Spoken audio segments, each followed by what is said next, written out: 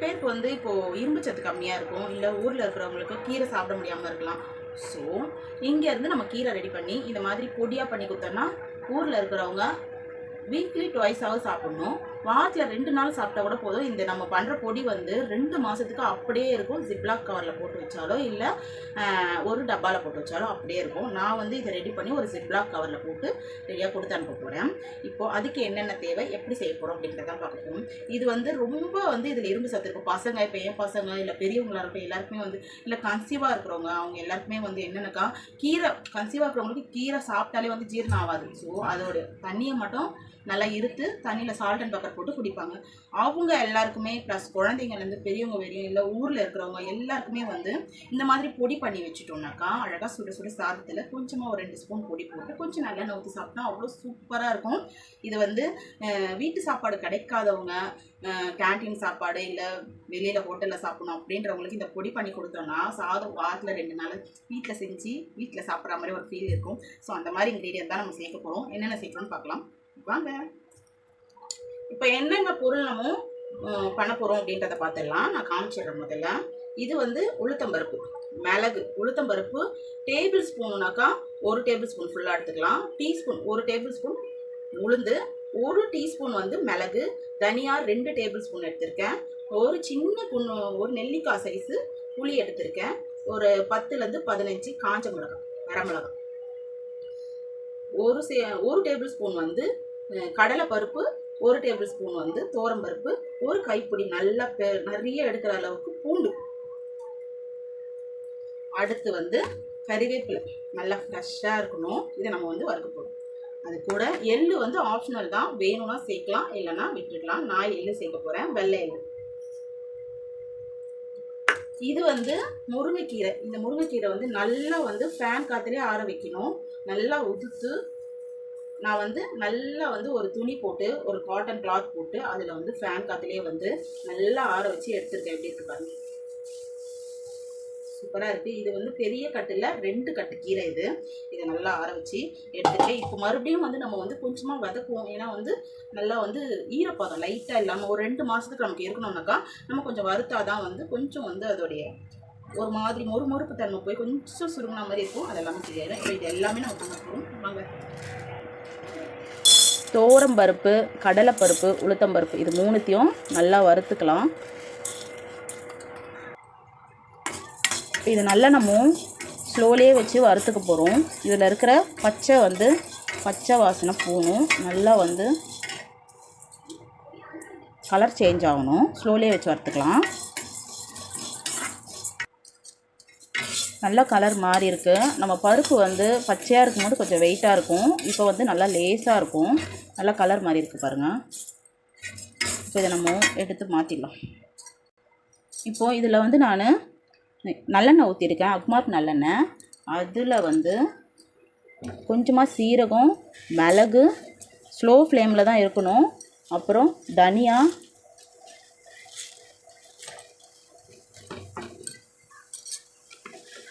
ஒரு 10 காஞ்ச மிளகா. நம்ம காரத்துக்கு ஏற்ற மாதிரி போட்டுக்கணும். 10 காஞ்ச மிளகா போட்டிருக்கேன். பூண்டு ஒரு பொடி போட்டிருக்கேன். இது எல்லாத்தையும் ஸ்லோ ஃப்ளேம்லேயே நல்லா வறுக்கணும். இந்த காஞ்ச மிளகா வந்து நல்லா வறுக்கணும், பச்சையாக இருக்கக்கூடாது. இதில் எது ஒன்று இருந்தாலும் நமக்கு பச்சையாக இருந்துச்சுனாக்கா நம்ம வந்து 4 படம் வச்சுருக்க முடியாது, சீக்கிரமாக கெட்டு போயிடும். அதனால் ஸ்லோலியே வச்சு நல்லா வறுக்கணும்.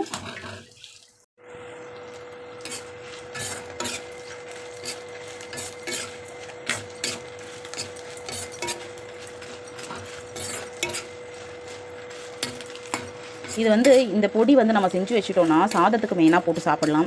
ஏன்னா வந்து கீரை வேணான்னு அவாய்ட் பண்ணுறவங்களுக்கு இந்த மாதிரி சுட சாதத்தில் இந்த பொடி ஒரு 2 ஸ்பூன் போட்டு கொஞ்சம் நல்லெண்ணெய் ஊற்றி பிசைஞ்சு சாப்பிட்டா அவ்வளோ நல்லாயிருக்கும். ஆனால் கீரையில் எல்லா ஐட்டமும் சாப்பிடுவேன் அப்படின்றவங்க கண்டிப்பாக வந்து இட்லி பொடி, தோசை எல்லாத்துக்குமே தொட்டு சாப்பிடலாம், பிடிக்கும். ஆனால் இந்த டைமில் மட்டும் சாப்பிட்ணுன்னு நினைக்கிறவங்க வந்து கீரையை அவாய்ட் பண்ணாமல் சாதத்துக்கு கொண்டு சாப்பிட்டுப்பாங்க. இது வந்து நல்ல முருகலாக இந்த காஞ்ச மிளகா வந்து கலர் மாறக்கூடாது, அதே சமயம் வறுபடணும். இந்த பூண்டுலாம் வந்து கலர் நல்லா சேஞ்ச் ஆகணும். அப்போது நம்ம ஸ்லோவில் தான் வைக்கணுமே. ஸ்பீடாக வச்சுட்டிங்கன்னா எல்லாமே கருகிடும், பூண்டும் கலர் மாறிடும். காஞ்ச மிளகா கலர் மாறிச்சுன்னா கசப்பு. நல்லா நம்ம வறுத்தாச்சு. இது கூட வந்து புளி சேர்த்துக்க போகிறோம். புளி வந்து நம்ம போடுற காரத்துக்கு ஏற்ற மாதிரி புளி சேர்த்துக்கோங்க. உங்களுக்கு வந்து கொஞ்சம் சாப்பிடும் போது காரமாக இருக்கணும்னா புளி கொஞ்சம் குறைச்சிக்கோங்க. நான் வந்து கொஞ்சம் ஒரு நெல்லிக்காய் சைஸுக்கு போட்டுக்கிறேன். இதையும் நல்லா இது கூட நல்லா வறுத்துடலாம். அந்த புளி வந்து நல்லா எண்ணெயில் வறுப்படட்டும். ஸ்லோவாக தானே பண்ணுறோம். இது கூட கடைசியாக வந்து நம்ம கறிவேப்பிலை சேர்க்க போகிறோம். கறிவேப்பிலையை நல்லா போட்டு நல்லா வறுக்கலாம். அந்த கறிவேப்பிலை நல்லா மொறுன்னு ஆகணும். படன்னு வெடிக்குது. கறிவேப்பிலை போட்ட கையோட எள்ளு சேர்த்துக்க போகிறோம். நான் வெள்ளை எள்ளு போடுறேன். உங்கள்கிட்ட கருப்பு எள்ளு இருந்தாலும் போட்டுக்கோங்க. எள்ளு போட்டால் அவ்வளோ சூப்பராக இருக்கும். செம்ம டேஸ்ட்டாக இருக்கும். இதை நல்லா வறுக்கலாம். எல்லாமே கலர் மாறாமல் அவ்வளோ சூப்பராக வந்து வறுபட்டிருக்கு.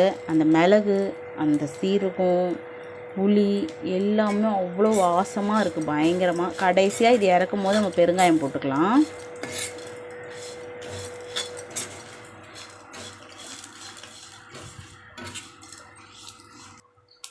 இது நல்லா எல்லாமே பொரிஞ்சிடுச்சு.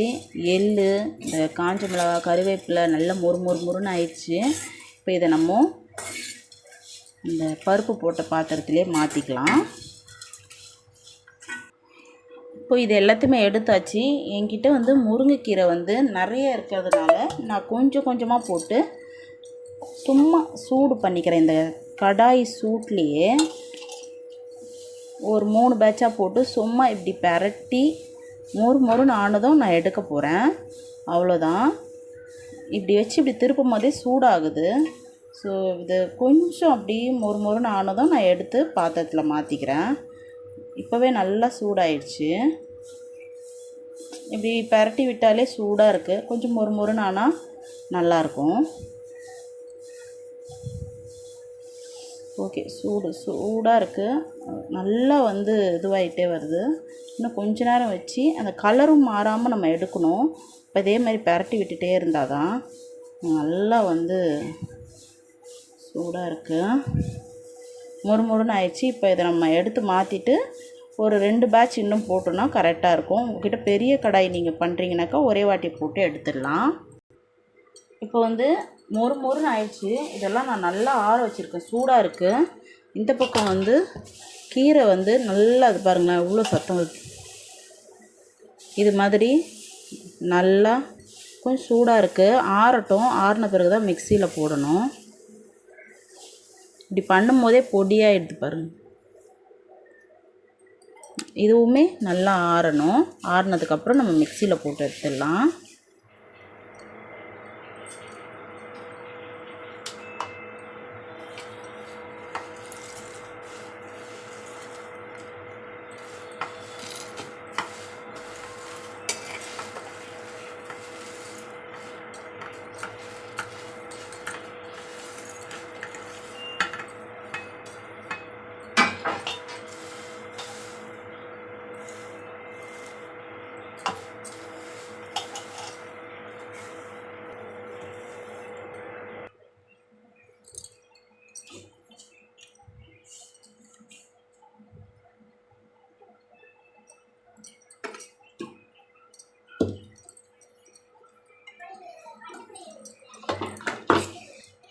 நம்ம வந்து பவுடர் ஃபுல்லாகவுமே அரைச்சாச்சு.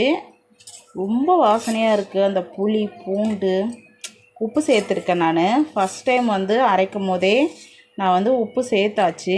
நீங்கள் கல் உப்பு சேர்க்குறதா இருந்தால் இதில் நீங்கள் இந்த கடாயில் வந்து கொஞ்சமாக வந்து இந்த கடாய் சூடு இருக்கும் இல்லையா, அதிலே வந்து லைட்டாக வறுத்துட்டு அதுக்கப்புறம் உப்பு சேருங்க. அப்படியே சால்ட்டு போடுறதா இருந்தால் சால்ட்டை வந்து நம்ம அரைக்கிறோம் இல்லையா ஸ்டார்டிங்கில் இதில் கொஞ்சம் போட்டு அரைக்கும் போதே கல்லுப்பு, பெருங்காயம் போட்டு நம்ம அரைச்சி போட்டுதோம். இப்போ நம்ம மிக்ஸ் பண்ணும் போது எல்லாமே ஒன்றாயிடும். சூப்பராக இருக்குது. வாசனையாக ரொம்ப நல்லா இருக்குது. கலர் பாருங்கள், அவ்வளோ செம்ம கலராக இருக்குது. க்ரீனாக வாசனையாக இருக்குது. இப்போ இதை நான் அப்படியே கொஞ்சம் நேரம் ஆற விட்டுட்டு, ஏன்னா மிக்சியில் நம்ம அரைச்சிருக்கோம், கொஞ்சம் சூடாக இருக்கும். இந்த சூட்டோடு நம்ம வந்து ஜிப்லாக் கவரில் போட்டாலோ இல்லை ஏதாவது ஒரு கண்டெய்னரில் போட்டு நம்ம மூடினாலோ தண்ணி கோத்தா மாதிரி ஆகிடும். ஃபுல்லாகவுமே அந்த ஹீட்டுக்கு வந்து தண்ணி இருக்கிற மாதிரி இருக்கும். ஸோ கொஞ்சம் ஆறட்டும். ஆறுனதும் ஜிப்லாக் கவரில் போட்டு ரெடி பண்ணிடலாம். இது வந்து ஊருக்கு பார்சல் பண்ணுறோம். இதை அங்கெல்லாம் வந்து கீரை கிடைக்கிறது கஷ்டம். ஸோ நம்ம வந்து நம்ம உடம்புக்கு ஹெல்த்தியாக வீட்டிலையே வந்து இந்த மாதிரி ரெடி பண்ணி கொடுத்தோம்னா சாப்பாட்டில் போட்டு நல்லெண்ணெய், எல்லா ஊர்லேயுமே எண்ணெய் கிடைக்கும். ஸோ எண்ணெய் பிரச்சனை இல்லை. நம்ம கை வைக்கிறதுனால ஒன்றும் கெட்டு போயிடாது. ஏன்னா வந்து எல்லாமே நல்லா வந்து பவுடர் பண்ணியிருக்கோம், நல்லா வறுத்துருக்கோம் மெயினாக. அதனால் வந்து இது கெட்டு போகாது. ஸோ வாசனையாக அப்படி இருக்குது. அந்த பெருங்காயம், பூண்டு, காஞ்ச மிளகா, புளி எல்லாம் சேர்த்து இதோடு நம்ம சாதம் வச்சு இந்த அளவுக்கு சாப்பாட்டில் போட்டு நல்லெண்ணெய் ஊற்றி பிசைஞ்சு சாப்பிட்டோன்னா அவ்வளோ சூப்பராக இருக்கும். செம்ம டேஸ்ட்டாக இருக்கும். இது வந்து யாராக இருந்தாலும் செஞ்சு சாப்பிட்லாம். ஊரில் தான் கொடுக்கணுன்னு இல்லை. பசங்க வந்து கீரை எப்போ சாப்பிட மாட்டாங்க, பயமாக இருக்கும். அதுலேயும் மழை சீசனுக்கு நம்ம கீரை கொடுக்கணுன்னா ரொம்பவே பயப்படுவோம். அந்த மாதிரி டைமில் வந்து நம்ம வந்து இதை மாதிரி பவுட்ரு பண்ணி வச்சுக்கணும். இப்போ வெயில் இருக்குது இல்லையா, இந்த டைமில் நம்ம பவுட்ரு பண்ணி வச்சுக்கிட்டா நம்ம வந்து கொடுக்கலாம். சூப்பராக சாப்பிடுவாங்க பசங்க.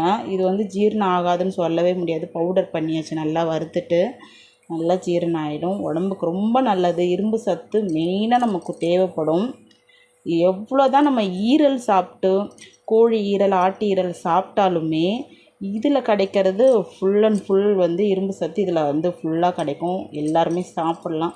ஸோ நம்மளுடைய முருங்கைக்கீரை பொடி ரெடி ஆகிடுச்சு. இது ஆறுனதும் ஒரு டப்பாலேயோ ஜிப்லாக் கவர்லேயோ போட்டு எடுத்து வச்சு டெய்லி யூஸ் பண்ணிக்கலாம். இல்லை வாரத்தில் 3 நாள் கொடுக்கலாம். இல்லை கீரைனாவே எனக்கு ரொம்ப பிடிக்கும் அப்படின்றவங்க இட்லி பொடி, தோசையில் தூவி எல்லாத்துலேயுமே சாப்பிட்லாம். ஸோ இந்த வீடியோ பிடிச்சிருந்துச்சுன்னா லைக் பண்ணுங்கள், ஷேர் பண்ணுங்கள், கமெண்ட் பண்ணுங்கள், கண்டிப்பாக சப்ஸ்கிரைப் பண்ணுங்கள். தேங்க்யூ.